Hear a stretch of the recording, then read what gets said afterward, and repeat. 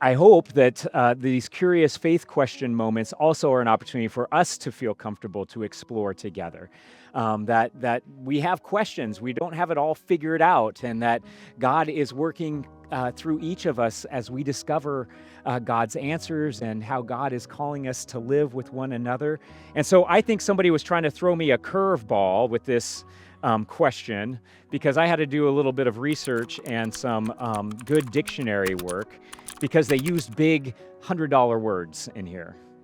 So be prepared. These are questions that people have responded to. You can fill one out on an attendance card if you'd like me to respond to your question, and I'm working through them each and every week. This question was anonymous, and it said, did Jesus practice and preach deontological or teleological ethics? Thank you, whoever sent that. But then they gave me a good out, or both. So it wasn't this one or that one, but it could be both. And what is the United Methodist Church's position on this? Well, let's begin with some definitions that I had to look up and understand these different ethics that were mentioned. Deontological ethics says that some actions are simply right and wrong in themselves, regardless of the outcome, like a rule-based morality. So an example of that is lying is always wrong, even if it would spare someone's feelings being hurt. Or maybe even, I don't know, save a life if that was the case that you were in. Lying is always wrong. That would be a deontological ethic. There is a rule that is set, and you just live by it regardless of the outcome, right? Does that make sense? Teleological ethics says that what makes an action right or wrong is the outcome or goal it produces, where the ends justify or don't justify the means. So lying is acceptable if it saves someone's life. The outcome is what determines whether it was right or wrong. Does that make sense? Okay, so those are the two ethics that we're talking about. So the question is, so did Jesus teach one or the other? And thank you, whoever wrote this, because actually the answer is both. But he also ultimately transcends both of these categories as well.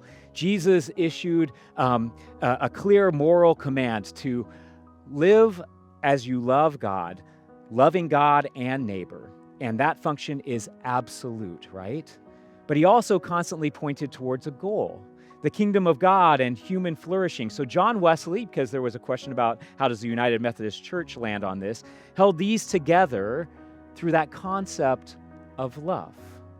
Agape love is both a supreme command and the goal of the Christian life. And so the United Methodist Church doesn't take an official philosophical position on this, but in practice brings both of these types of ethics into our reasoning depending on the situation. So the short Methodist answer to this would be Jesus preached an ethic of love that is both a command and a goal, making it both rule-based and outcome-oriented. And that's all held together in grace. So you can imagine that one of the challenges of Jesus' teaching in this way was there were the 10 commandments that were offered by God on Mount Sinai to Moses, and Moses brought them down, and they said these are the absolute laws and rules of how we live in society together. And so, yes, indeed, that was a particular ethic, but there were also challenges with that because there were questions about the outcome of living into some of those in ways that might have been harmful for others. And so the question then came, what is the most important commandment, or what is the greatest commandment? Well, the greatest commandment is to love God and to love your neighbor. If those are the foundations for all the rest of the laws, then you are moving in the right direction. The outcome needs to be God's grace and God's love for all people. And so I pray that we are challenged by this and recognize that, yes, it is both, and that Jesus taught in a variety of different ways to reach a variety of different people. Yet the outcome should always be our caring and loving relationships with one another, based in the love of God for us and for the world.